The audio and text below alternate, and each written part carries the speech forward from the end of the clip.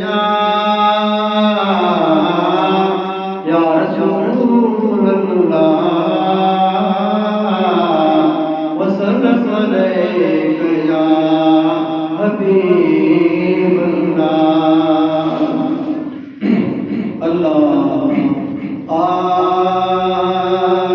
मुझे दर्द की दवा तू न दे के रुक दो, मुझे दर्द की दवा तू न दे के रुक दो। या मोहम्मद की सखा तू न दे के रुक दो, मुझे दर्द की दवा तू न दे के रुक दो। या मोहम्मद की सखा तू न दे के रुक दो, मुझे दर्द की दवा तू न दे के रुक दो। या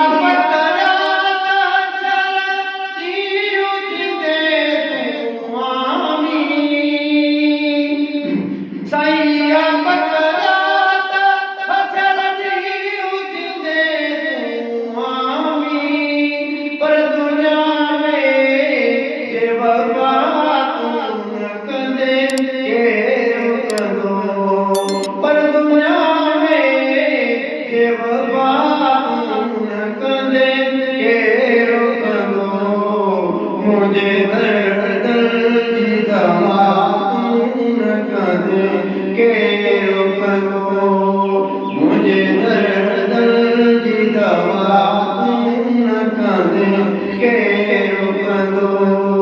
या मोहम्मद की सखा तू न दे के रुक दो, मुझे दर्द की दवा तू न दे के रुक दो।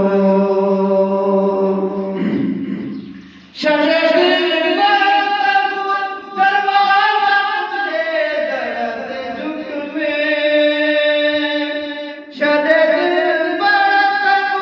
दरवाजा तुझे दर्द झुकवे, पाजे तेरा तू न दे के रुक दो, पाजे तेरा तू न दे के रुक दो, मुझे दर्द की दवा तू न दे के रुक दो। या मोहम्मद की सखा तू न दे के रुक दो, मुझे दर्द की दवा तू न दे के रुक दो। मुझो से रुमाल घर बार जताया सदके, साईं मुझो से रुमाल घर बार जताया सदके, मुझा महबूब अता तू न दे के रुक दो, मुझा महबूब अता तू न दे के रुक दो, मुझे दर्द की दवा तू न दे के रुक दो, मुझे दर्द की दवा तू न दे के रुक दो। या मोहम्मद की सखा तू न दे के रुक दो, मुझे दर्द की दवा तू न दे के रुक दो। वही बड़ा दिया बैठ के ही कर तू, साईं वही बड़ा दिया बैठ के ही कर तू, इन थोड़े देखा जुदा तू न दे के रुक दो, इन थोड़े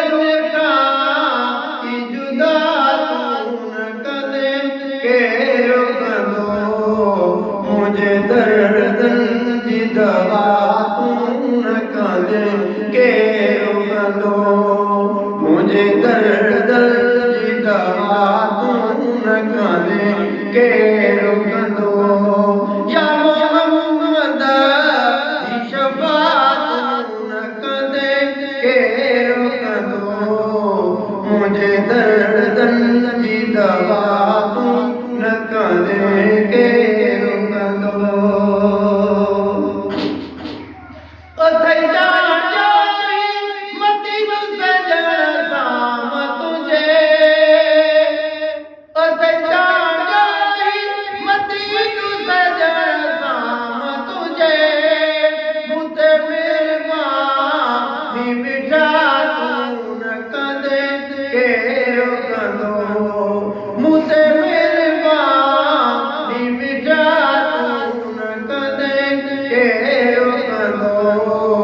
मुझे महबूब जी तारीफ़ लगे गाईंदा मुझे महबूब जी तारीफ़ लगे गाईंदा हिकिड़ा गींदा जे मरी जल्द वरी प्याईंदा मुझे महबूब जी तारीफ़ लगे गाईंदा